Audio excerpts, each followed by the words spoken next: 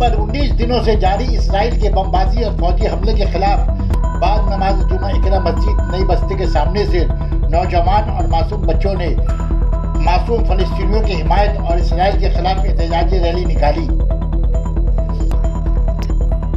एहतजाजी rally में आवाज बुलंद करते हुए कहा, मजलूम फलस्तीनियों, हम तुम्हारे साथ हैं। फलस्तीन जिंदाबाद, इसराइल मुर्दाबाद के नारे बुलंद किए।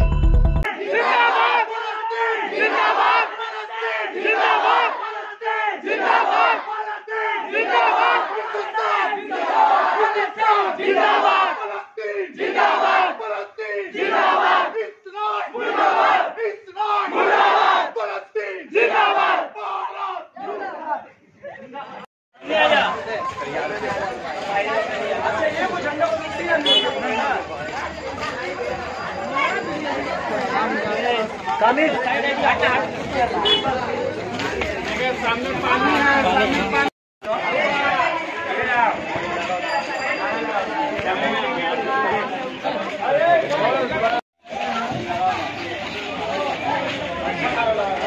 नहीं नारा नहीं लगाना,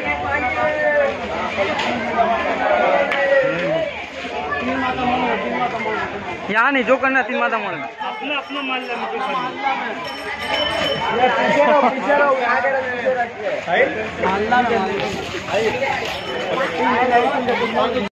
Sana Medical Hall.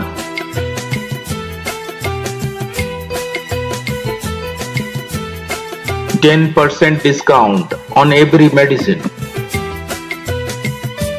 Oxygen cylinder also available.